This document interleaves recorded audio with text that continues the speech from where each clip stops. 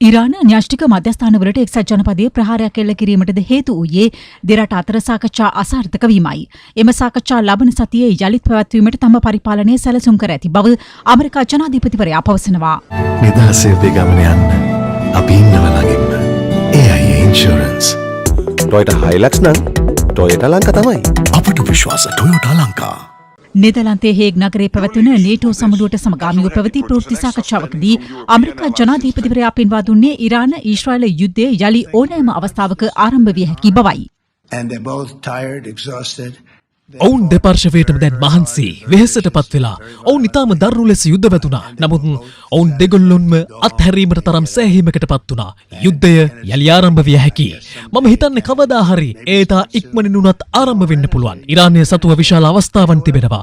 ඔවුන්ට ගොඩක් දේවල් කළ හැකි. නමුත් මම දකින්නේ නැහැ ඔවුන් යලි න්‍යෂ්ටික ව්‍යාපාරය සමග නම් සම්බන්ධ වෙයි කියලා. ඔවුන් වසර 20ක් තිස්සේම ඒක කළානේ. මට නම් පේන්නේ නැහැ ඒ නැවත සිද්ධ වේවි කියලා. නමුත් කවදා හරි ඒ සිද්ධ වෙනවා නම් අපි එතන ඉන්නවා. ඒ මම නොවෙන්න පුළුවන්. නමුත් කවුරු හෝ එතන ඉන්නවා. අපි එතන ඉන්නවා. අපිට ඒ වෙනුවෙන් දෙයක් කරන්නම වෙනවා. අපි ලබන සතියේ ඉරානය සමග යලි සාකච්ඡා කරනවා.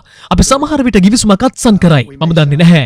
මට නම් ඒකේ තරම් අවශ්‍ය නැහැ කියලා හිතෙනවා. මට එතන ගිවිසුමක් තිබුණත් එකයි නැතත් එකයි.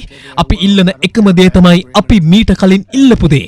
අපිට න්‍යෂ්ටික බලය අවශ්‍ය නැහැ. නමුත් අපි න්‍යෂ්ටික බලය විනාශ කළා. ඒක විනාශ වෙලා ඉවරයි දැන්. අපි ඒක පුපුරවා හැරියා. ඒ නිසා මට ඒක එතරම් තදින් තැනෙන්නේ නැහැ. නමුත් අපිට ලියවිල්ලක් තිබෙනවා නම් හොඳයි. ඒක නරක නැහැ. I don't feel very strongly about it. If we got a document, wouldn't be bad.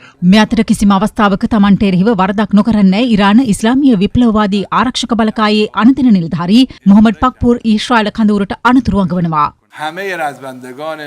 අපේ සියලු සටන්කාමීන් සූදානමින් ඔවුන්ගේ ඇඟිලි තිබෙන්නේ ගිනි අවිවල කොකා මතයි. සතුරා වැරද්දක් කළොත් ඔවුන්ට ස්ථීර සහ බලවත් ප්‍රතිචාර ලැබේවි. හරියට ගෙවුණු දින 12 තුල කළා වගේ. අපේ රට ආරක්ෂා කර ගැනීමට අපි එක මොහොතක්වත් පසුබට වෙන්නේ නැහැ.